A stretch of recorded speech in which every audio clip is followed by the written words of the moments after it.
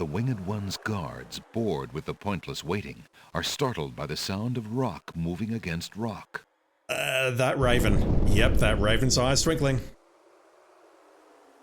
Lady Celeste, bide thee well. I'm quite well, thanks to the bravery of a mere human.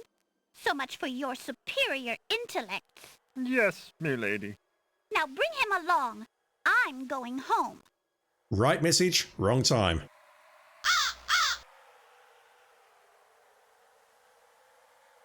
Okay, so Shamir knows what we did. I see you have proven yourself the hero of the prophecy. Well, I am expected to thank you for saving my daughter's life. So I thank you. Excuse me? Expected? I am obliged to thank you for the restoration of our sacred catacombs. It means much to our people. We have already begun the process of clearing the deadly traps from its rooms. Jesus, dude. It is also my duty to grant you a visit with the Oracle. So this I do. I will grant you the freedom to leave here unharmed, despite my orders to the contrary from the Crown. But there, my obligations to you end. I have no love for Alhazred, but he is my liege, and if Princess Cassima trusts him and wishes to wed him... She doesn't. My guards will take you to the Oracle now. When your time with her is through, I want you to leave the City of the Winged Ones and never return. I don't know who you are or what you want here, but I will not disobey my crown further. I thank you, Lord Azure. I will respect your wishes. It's alright. I don't know why I came here either. We're going to visit the Oracle.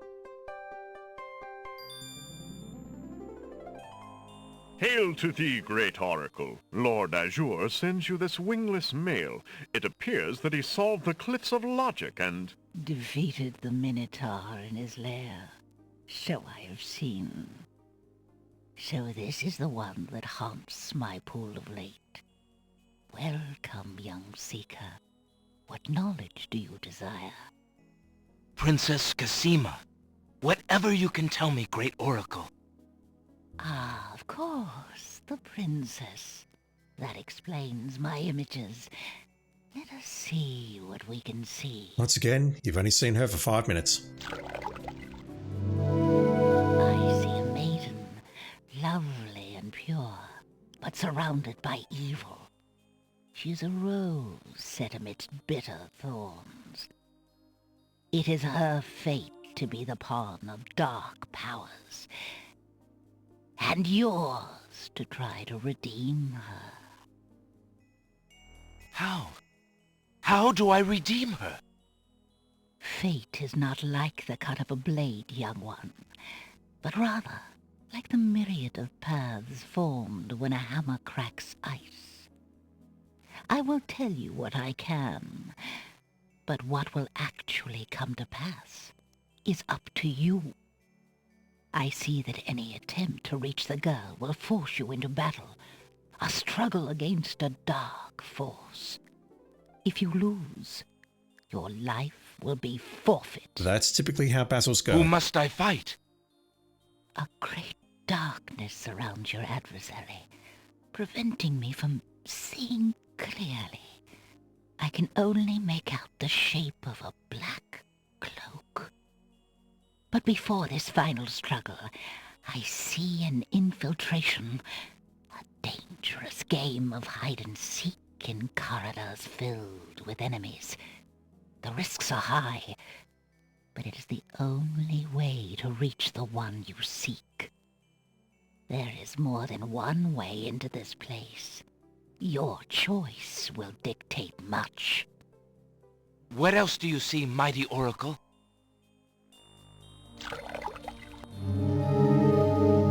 Oh, such pain.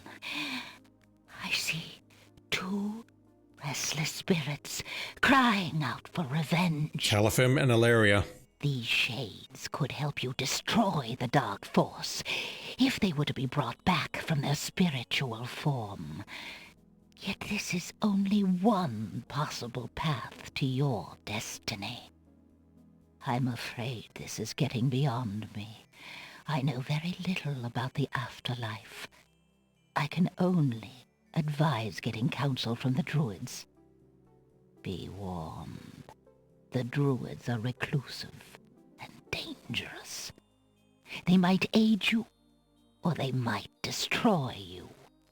Like their island, the Druids' nature is hidden in the mists.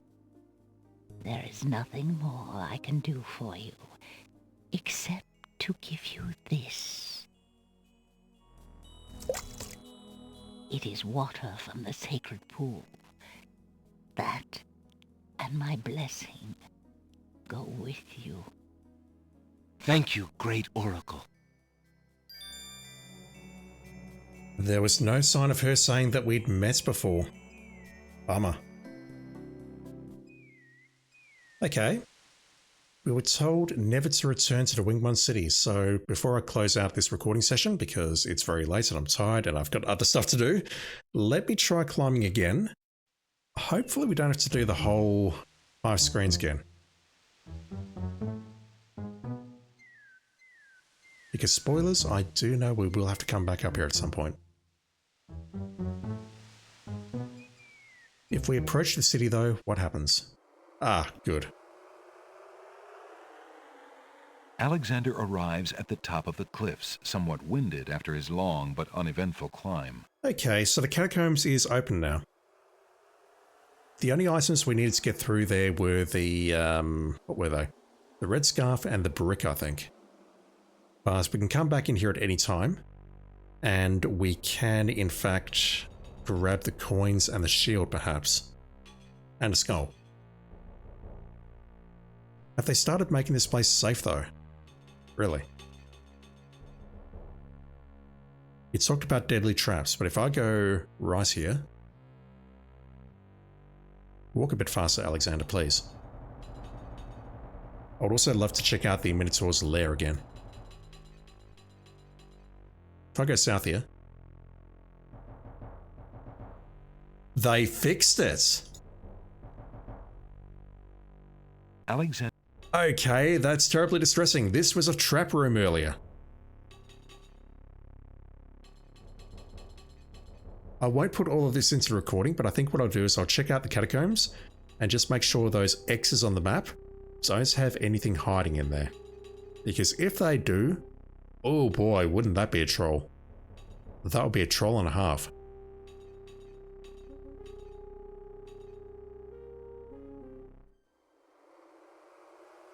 Let's go in here.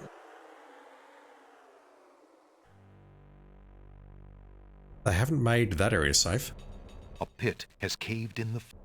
Can I touch it? Ouch! That fire looks a trifle hot to warm one's hands over. The Minotaur's lair is now silent and empty. There is no one here to talk to. I've got to admit, I thought this room was much more furbished than what we're looking at here.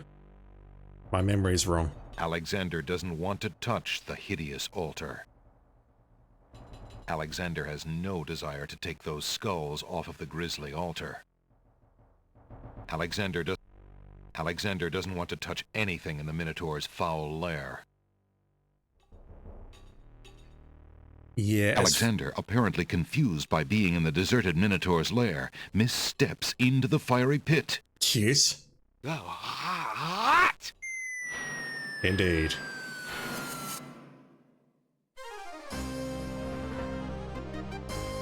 Tickets. Oh. Next. From the frying pan into the fire. Different message. Yeah, from the map, it looks like that really should be taking me to a death point, but no. It takes us outside the gates to the catacombs. The map is lying very clearly.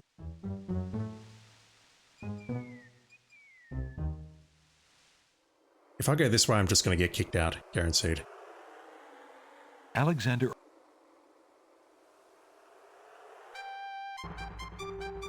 I can look around. Rearing tall behind the city is the peak of the sacred mountain.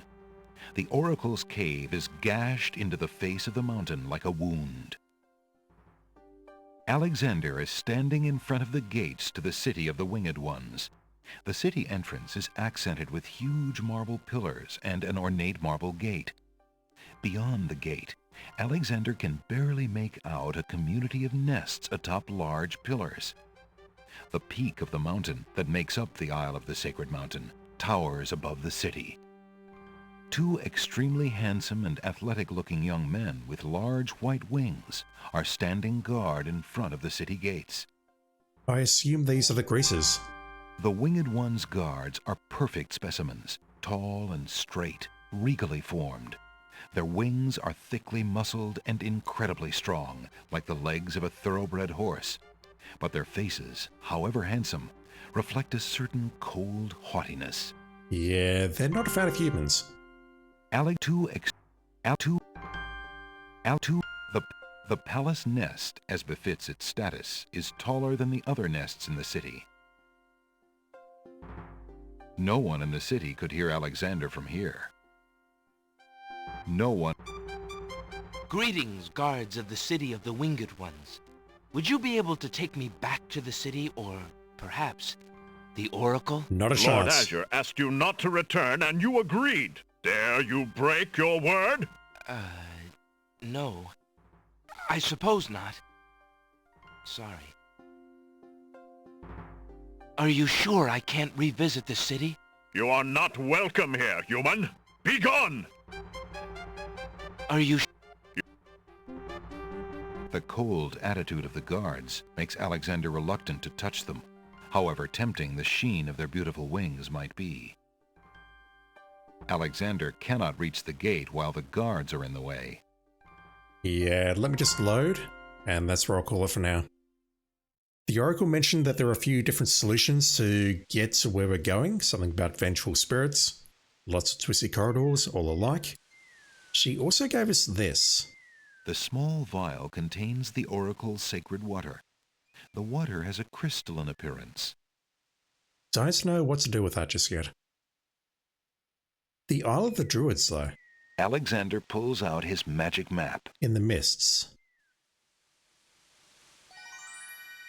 Okay, it's there now. Another island has appeared on the magic map. Alexander wonders if it has anything to do with the Oracle's reference to the Druids. The mist on the map has cleared, revealing the Isle of the Mists. We have to go there, but I know it's going to be very brief. Alexander feels a strange pulling sensation.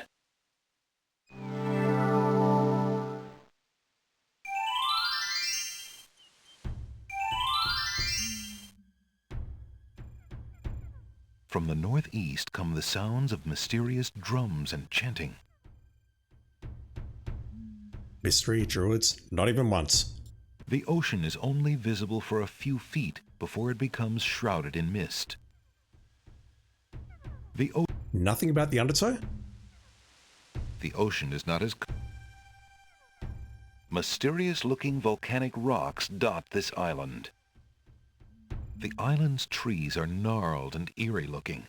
Grayish moss growing fervently in the damp, sun-blocking mist coats the trees' knobby branches.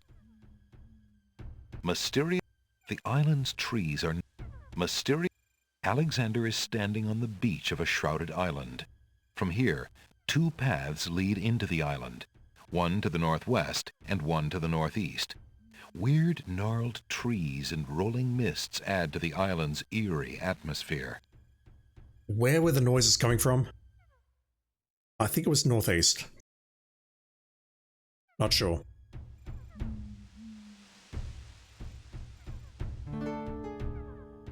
From the east come the sounds of mysterious drums and chanting. A wooden-handled scythe hangs against a bearskin on one of the tree houses. Can I have that? I mean, steal that? Alexander takes the scythe. Okay. East. I do not remember having to come here to grab that. From the northeast come the sounds. Northeast. From the east come the sounds. Can I go north? The way north is blocked by impenetrable forest. No, come on. The way... That does not look impenetrable. The way... Really? Okay, let's have a look around. Two paths end at a clearing here. A path to the south leads back to the beach, and a path to the east leads inland. Around the clearing is a village of tree houses. A communal fire pit occupies a place of honor in the center of the little village. The fire pit, naturally enough, contains coal. Can I grab some? The coals are cold. That's odd, because Alexander definitely smells the smoke of an open fire close by. Oh, can we give the coal to the queens, perhaps? On the Isle of Wonder. They mentioned that. Alexander reaches into the fire pit and takes a lump of coal. That seems good. A grove of giant trees has been hollowed out to make houses. The trees look cozy and dry, if a bit primitive for Alexander's tastes. From the east come the sounds of mysterious drums and chanting. Yeah, we'll go east and get ourselves killed very shortly, game. Steps lead up to the treehouse's entrance. The steps are sheltered by a worn animal hide. As Alexander peers into the dark entryway, he can make out a well-bolted wooden door. The doors to the treehouses are bolted, and Alexander doesn't want to intrude into the private dwellings uninvited. A horned animal skull is on display in the center of the village. Based on its central location, it may perhaps serve as ceremonial protection against danger. Can I touch it? Alexander can think of less desirable things to carry around than that animal skull, but not many. He decides to leave it alone. A grove of giant Steps lead up. Alexander is standing. The doors to... I don't think I'm getting anything else, so let's walk to the east and get ourselves killed. From the east come the sounds.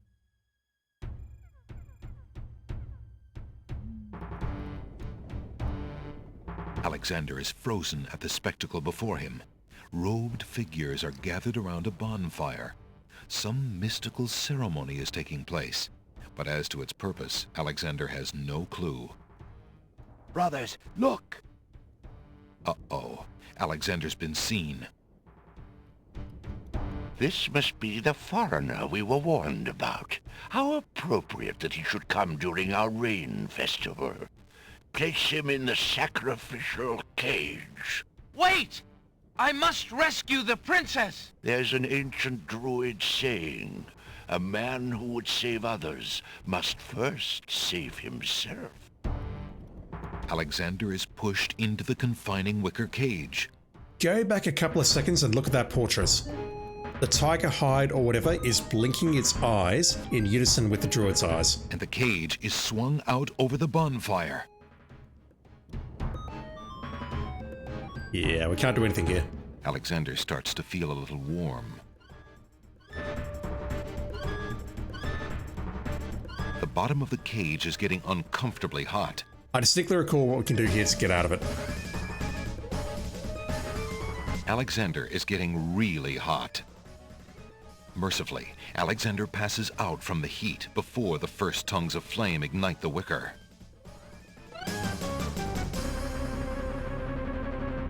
We don't get to see him burn to death. Tickets. Oh.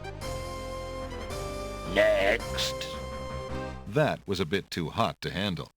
Alexander should have been better prepared. Yeah, much later perhaps. From the east. Okay, I don't think there's anything else we can do here, but I've got some stuff to think about while I take a break. From the northeast. Got a lump of coal, we've got some water from the Oracle. Alexander. I just need to decide on course of action. Okay, it's been about 2 days since I last recorded, and just prior to starting this session, I did some homework. Firstly, I went back to the catacombs and I explored all the rooms that I could. I checked all of the trap rooms where we instantly died if we walked inside, and those are all fixed. We can't die anymore, the floor is now solid. The puzzle room has also been made safe, we can just walk across there. And I went back into the trap room. I tried to grab the brick, but it wouldn't let me. The gears have been permanently stopped by the brick. Alexander doesn't want to do anything to disturb those broken gears. Alexander. Even if Alexander wanted to retrieve the brick, he'd be unable to get it out of the cogs now. It's tightly wedged in place. One trap that still exists, though, is the one that leads us down to the second floor. Alexander seems to have found the path to the second level of the catacombs again. Yikes! They need to get a staircase in here. Indeed. But apart from that, I didn't see anything else in my search. I didn't see anything new. I didn't see anything that had changed other than the instant death trap rooms. I've also tested another thing which I mentioned earlier. I loaded a really early game, immediately went to the Sacred Mountain, climbed the cliffs, went into the city, and as I suspected, we get a different conversation with Azura and Ariel.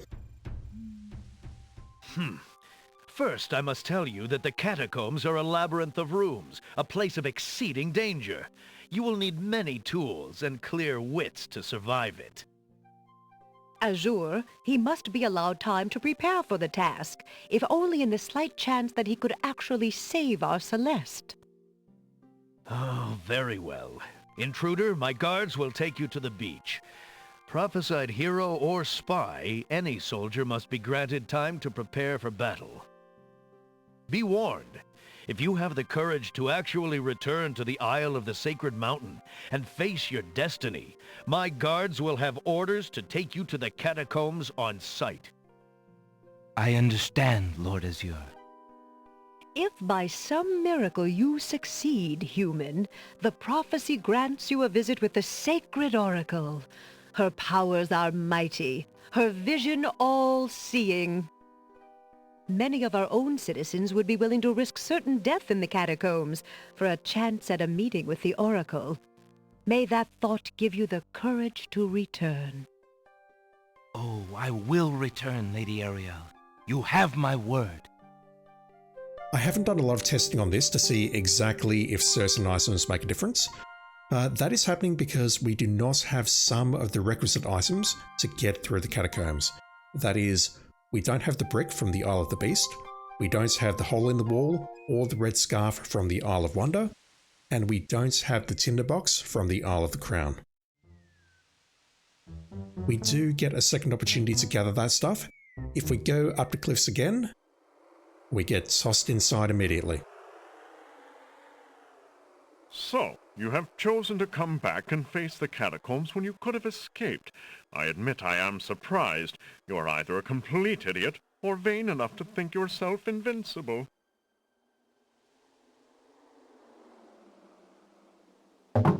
And you are far wiser, I suppose, to leave a maiden to die? To not fight this plague on your own people? Bravery and suicide are two different things, human. You will have a chance to renounce your choice soon enough, when you lay trembling under the Minotaur's hooves. We shall see. Thanks for the escort. We only escort you to your death. May the fates make it quick so that you do not have to scream long.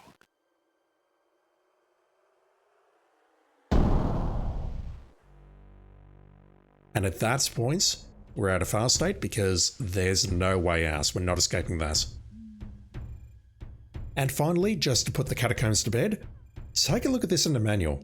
I mentioned at the start of the previous video that I thought those graphics may have been a map. And it turns out they sort of are. You can see the loops here, you can see a few other things, but it's not entirely accurate. It's not something you can look at and go, yep, okay, let's move from room to room, especially not in safety. But, yeah. The only thing that sort of chased my nipples a bit is the trap room on the top right. None of the instant death trap rooms are shown on the map, but we do actually need to go into that room on the top right. Whereas if you try accessing any of the other rooms on the map, you die instantly. It's kind of a neat feature, but honestly, it's not that helpful long term. So I've done my editing up to this point and I've looked at my previous gameplay. I have 3 ideas from here. The first is that I believe we can use a shield on the Isle of the Beast to get past the archer. We can block the arrow. Second thought is maybe we can go back to the Isle of Wonder. I can't access my inventory from here.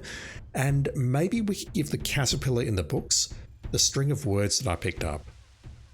I don't know why I'm thinking that, but maybe as a wordsmith or whatever language we want to use, maybe he would be interested in that. Maybe we could also give that to the court jester or the bookkeeper back on the Isle of the Crown as well. And the other idea I've got, and this really isn't an idea because we've been explicitly told to do this, is that we can go back to the two queens and we can give one of them a lump of coal. It was mentioned that one of them is giving a lump of coal as a gift and the other queen was very upset about that. We can give her a lump of coal as well.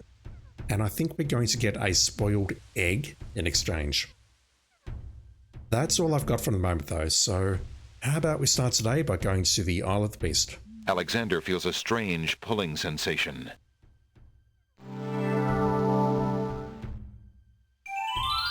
Because we're not making any progress here. Hopefully the pond to our north is still nice and, well, not nice and cool, but not lethal.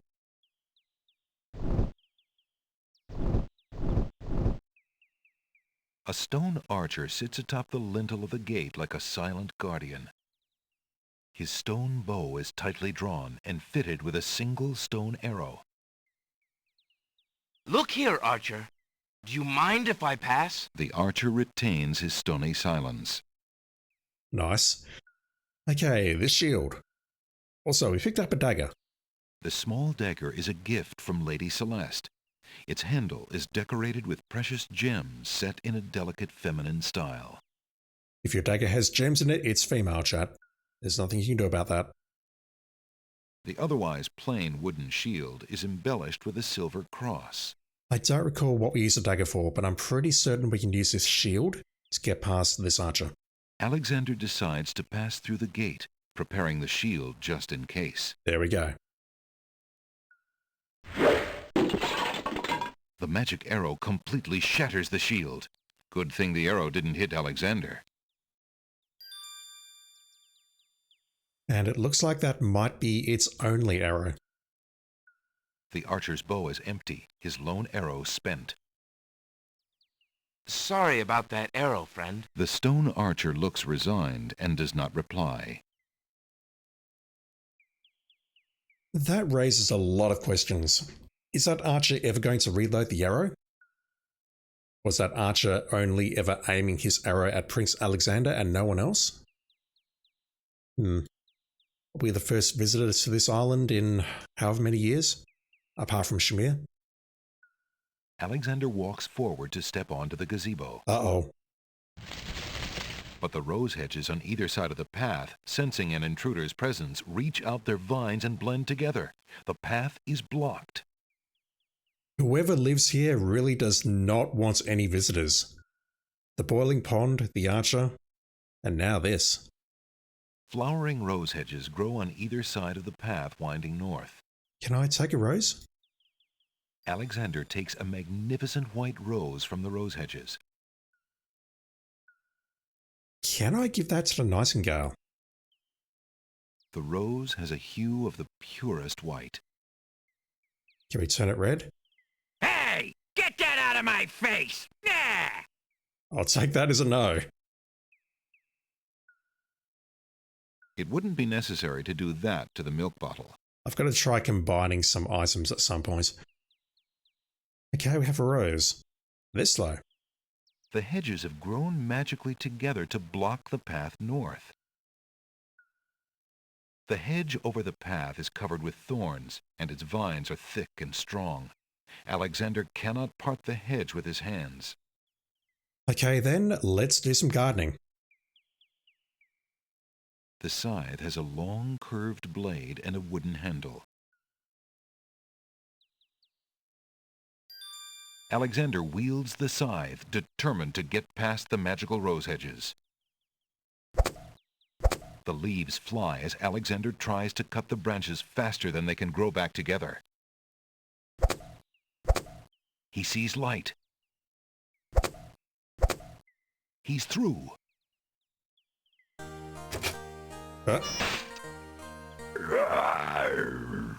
Who dares enter Beast's garden? My name is Alexander. I didn't mean to disturb your private garden. Sure you didn't. And yet, monsieur, you could hardly have accidentally broken through the 3 enchanted traps of the Isle of the Beast. Exactly. I suppose it is simply my nature to break through enchanted traps. You must be a prince, then. I know the nature of princes all too well. This face you see before you is hideous, is it not? Well, for the face of a beast, it is really quite noble. Ha! I'm glad you like it, for you will soon own one just like it. I too was once a pretty prince, caring for nothing but adventuring and rescuing fair maidens. But I rankled one too many evil hags. One dark night, I was turned into this obscenity you see before you, warped in shape and trapped on this enchanted island over 100 years ago. Surely there is a way off this island. Oh, surely. You broke in, did you not? And yet think, where would I go clad so eloquently as I am with this silk and this pelt?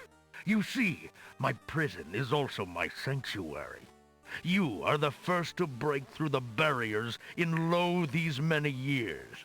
That is, except for the Druids who stole my heirloom coat of arms. If there's any way I can help. Help? You? I'm afraid you don't understand. The enchanted barriers were a warning and protection for you more than for me. Your prize for forcing your way past them is to join me in this dire life. Really? By the laws of this sorcery, you are doomed to be trapped in the form of a beast. Your reward for broaching this garden is to be my slave, a slave as beastly as I am. You have only a few hours of humanity left. But that's not possible. There must be some way to break the enchantment. Spells always have a weakness somewhere. The enchantment you are under is tied to my own. Or the sorceress left me a way out. But I'm afraid it was only her final bitter joke. You see, I need only find a maiden to join me here, to share my castle, my life, willingly. Take another look at me. You can't help but admire the hag's terrible cruelty and cunning. I shall try to find such a maid, for Casima's sake. Truly? How determined of you. I personally would not waste my last few hours as a man on an impossible errand. However, you may do as you please. I give you this token. It's my family ring, and the only heirloom I have left. If perchance you should... If you think you have found a maid... I shall give her this ring. Yes, she must accept it of her own free will. By doing so, she accepts me.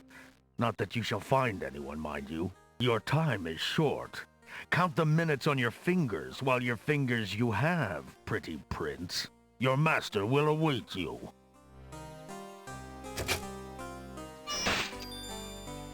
How into this is he? That sounds weird, but what I'm saying there is he mentioned that we will become his slave.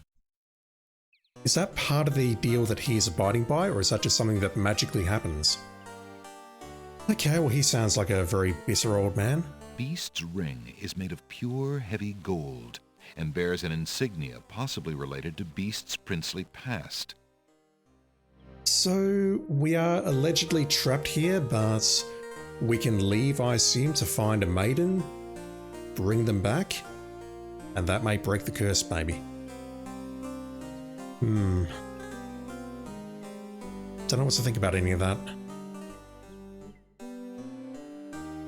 A fountain in the middle of the clearing bubbles with fresh, glittering water.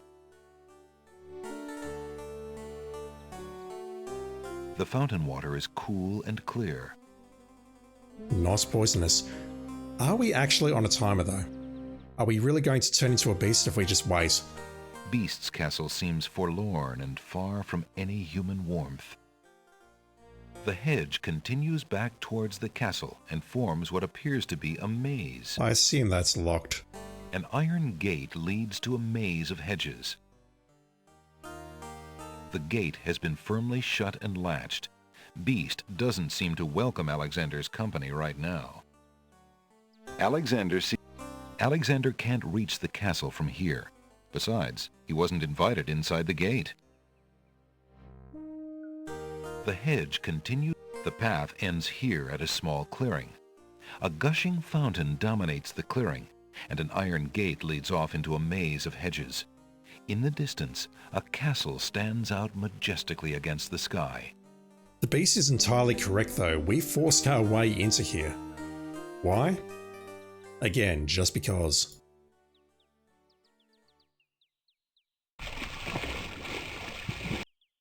I can only think of one other female character who exists in the game. Let's go pay them a visit first. Alexander feels a strange pulling sensation.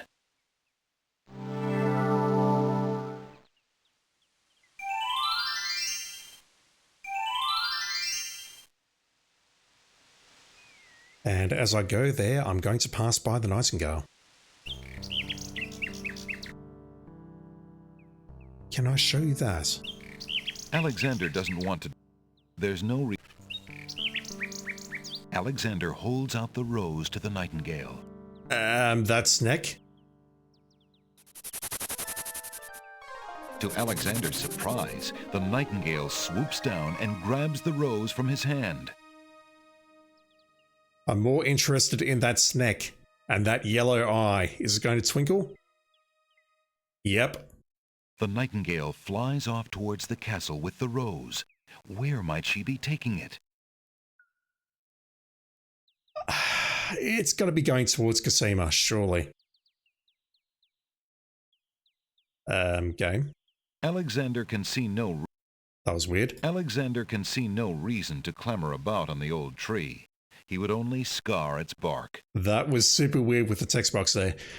Okay, so we can communicate to Cosima, I assume, using the Nightingale. And Shamir knows what's up. This fucker is just following us around everywhere. I'll check out those two places later. Oh, hey. I don't suppose I can convince you to come here with me and marry a beast? Looking at the serving girl reminds Alexander of the years he spent as a slave under the evil wizard Mananan. He wishes there were some way he could help her. She looks very shy and nervous as she tends her roses. That pronunciation of Mananan, though. The girl is too shy and fearful to talk to a stranger, especially a tall, handsome one such as Alexander. Good tropes, good tropes. What would break the ice? I'll just give you that and go for it? Excuse me, maid, but I have someone I'd like to tell you about. Please, sir. I'm not allowed to talk to strangers. That won't stop me from trying. Excuse me. Please, sir. The girl is too Okay. Can I put it to sleep? Alexander doesn't want to put the serving girl to sleep with the boring book.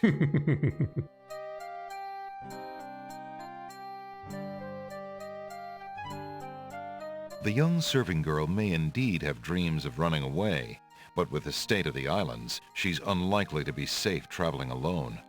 Alexander decides to keep the map. We get a few options. Could I show her the white rose, maybe? Alexander has not been invited to pick the family's roses. I've just saved over the game, which is far from ideal. Let me grab another white rose if I can. Maybe she'll be interested in seeing the Nightingale's back. Is there anything in there? A hollow in the trunk of... Alexander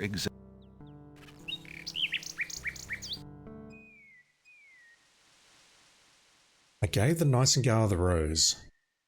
Alexander... Hopefully I can guess another one.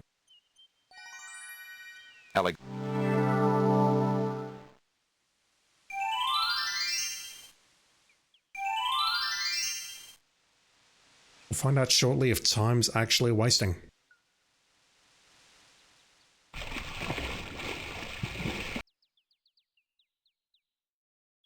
I mean, I see roses there. I see roses at the Isle of the Crown. Alexander takes a magnificent white rose from the rose hedges.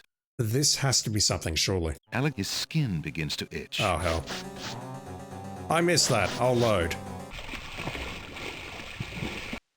I came via the docks this time, so I don't know if we'll get the prompt here or not. Alexander.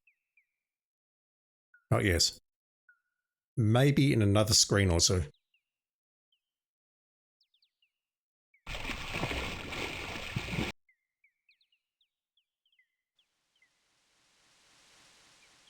Alex.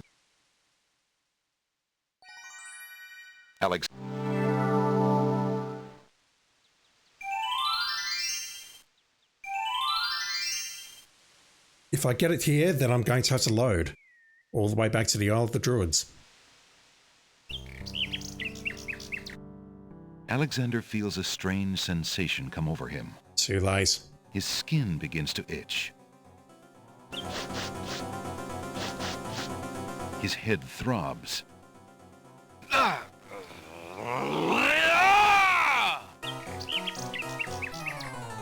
Wee, wee, wee, wee! Was that the beast you could do? What even is that? Also, I think it's actually kind of cool that we're not in the land of the dead. We're just wandering around like a happy little beast for all eternity now, or until someone hunts us down and eats us. Okay, I need to load all the way back here and redo the Isle of the Beast, so I will BRB. Right, I've made a save here before this conversation.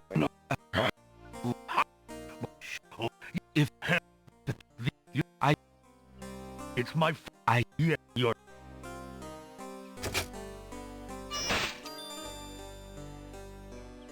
I've already got the rose. I'm just going to make my way immediately back to the Isle of the Crown and try speaking to the... We don't know her name. I feel bad about that. I don't want to call her a slave either because that sounds so disrespectful, but that's literally what she is. A slave, a serving girl. Alexander. Maybe she'll have a better life here. But all I can think of doing is showing her the rose. If that's not the answer, then I need to look for something else, or I need to reconsider going to the Isle of the Beast at all.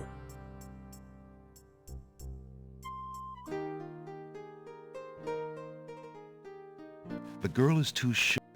The fact that she's working with roses, though, makes me think that this is the correct answer. Pardon me, maid. I hope you don't think me forward, but I see that you like roses. I thought you might, perhaps, like a fresh white rose? Alexander can see the conflict in the girl's pretty face as she fights between her distrust of him and her desire for the white rose. The rose wins. Oh, I shouldn't, sir, but it is so lovely. I've never seen a rose of white. It looks so pale and delicate. Wherever did you find one of such a color? There are many hedges of them on the Isle of the Beast, and they grow together like magic. Oh, truly? What an adventure that must be to see them.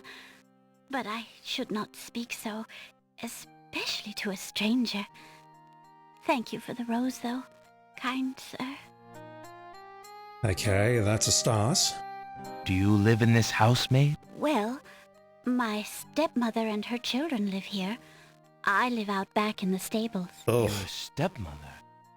Then you're not a... well, I thought you were, A servant? I am, I suppose. You see, my mother died and my father remarried. He passed on shortly afterwards. My stepmother has no obligation to feed and clothe me. I only try to repay her for my upkeep as best I can. I see. I mean, we heard in the very first conversation when we walked past here that she, the lady at the door, was a stepmother, so that's not news. But yeah, there's some very cruel people out there. Is there anything I can do for you, maid? You look tired and hungry. I'm just fine, sir. Tell me, Why do you not leave this place? Where could I go? What would I do? Besides, I don't really mind the work, and I would miss my roses. If you go to the Isle of the Beast, you can be with all the white roses you like. I'm sorry, sir, but I don't want my stepmother to see me talking to you. She would be upset with me. I'm sorry, sir. This doesn't feel like the answer yet, but I'll try. Alexander has a thought about the serving girl. He decides to bring up the subject of beast with her. Let me tell you about the place where the white roses grow. The Isle of the Beast is an enchanted place. There's a path running through a deep forest. The path crosses 3 magic blockades, set to keep all visitors away. At the center lives a tremendous beast. Really? Magic blockades? How exciting! What kind of a beast? Is it very terrifying and ferocious? So It is a cliche. beast that walks on 2 legs and dresses like a prince. It speaks with the voice of a man. A beast that talks and wears clothes? How is that possible? Is the beast magic too? Not magical, enchanted. Beast was once a prince, but a witch trapped him in the form of a beast and set him on the island. There he lives in a castle in the midst of a maze. How terrible! Imagine how lonely he must be. It is a very lonely prospect, isn't it? Oh, I have met him, you see. He is indeed ferocious, but who would not be? He really exists? Oh, how it breaks my heart. If I could, I would tend to such a beast. Such a beast might find comfort in a kind face. Do you not think it so? Oh, I think it's so. I very much think it's so. You would not be afraid of him? Afraid? Maybe at first. But how silly of me to speak so. The roses in this little yard are the only magic I will ever see. I could take you there. In fact, I would owe you my life if you would go, if you truly wish to go. You are serious? I could leave here? Oh, I have always dreamt of leaving, but to actually go. This is the only home I have ever known. Home is a hard place to leave, even if you're unhappy there. Very true. But I will go. If I can help him, I must go. I've got to say I don't like the way the game presented that as, oh, I can be the beast serving girl instead.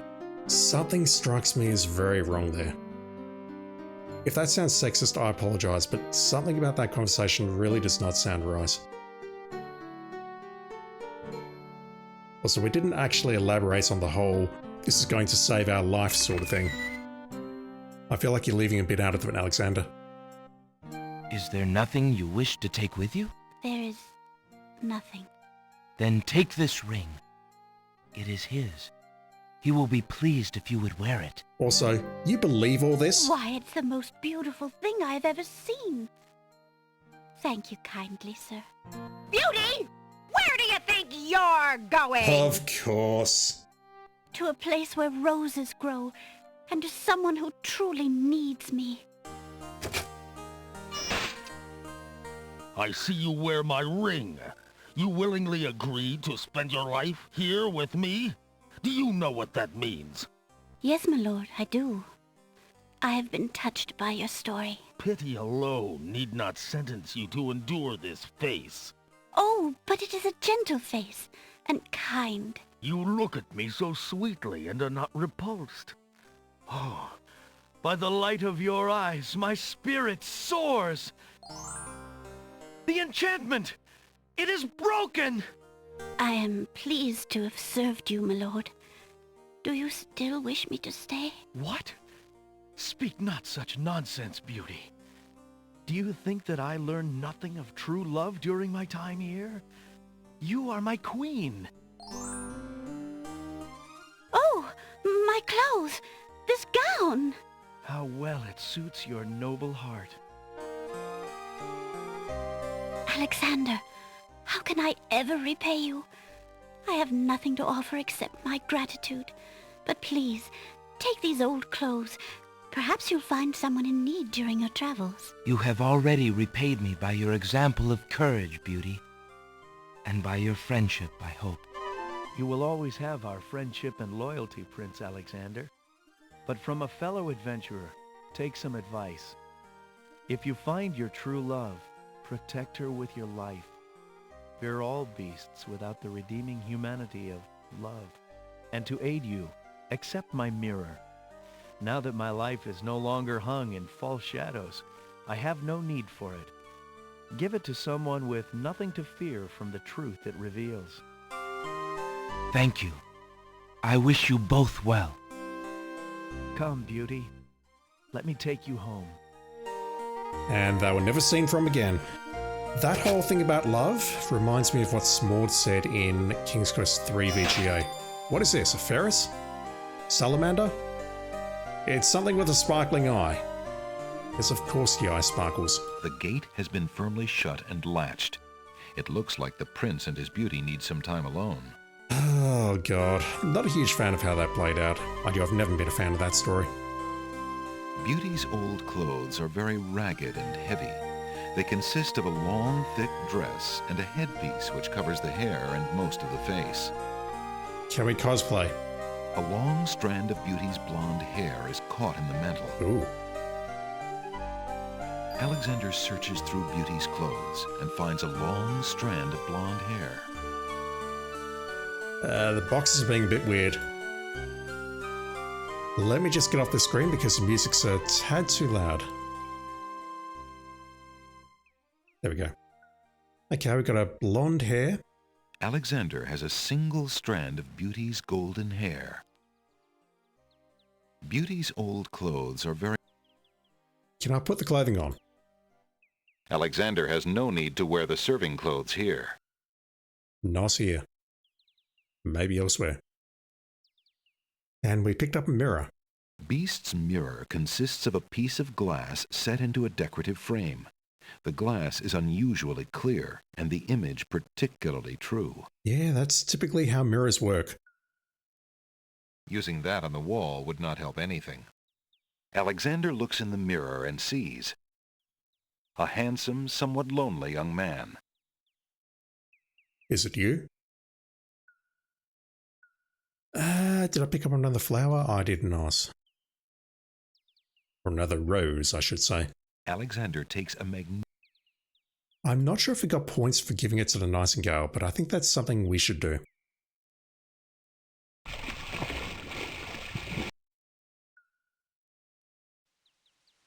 And based on these 4 screens and what we saw on the last screen, I believe we're done here. I don't think there's anything else to do at the Isle of the Beast. Alexander pulls... Unless, we need to do something later perhaps. Alexander feels...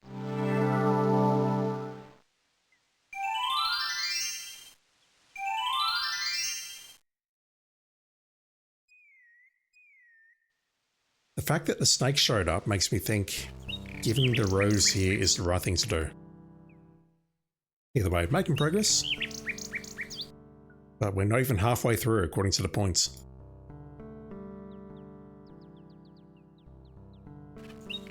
There's no... Alexander holds out the rose to the Nightingale. Yeah, this box is not disappearing. To Alexander's surprise, the Nightingale swoops down and grabs the rose from his hand. The Nightingale flies off towards the castle with the rose. Where might she be taking it? Towards the castle. And yeah, look at this. The icon's changed. I've got control. But the text box is still there. What if I walk into the next screen?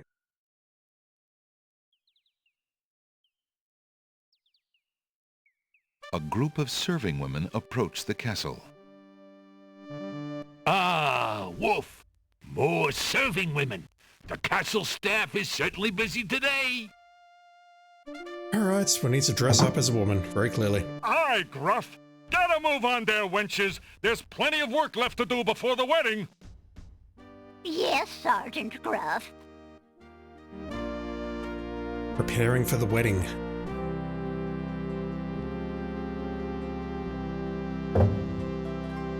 Those serving wenches are always late. Ash. We did not get points for handing over the rose. But at the same time, I feel like that's the right thing to do. There's no sign of the Nightingale. If I go this way, I'm pretty sure the Nightingale's going to be there again. But I don't see any change.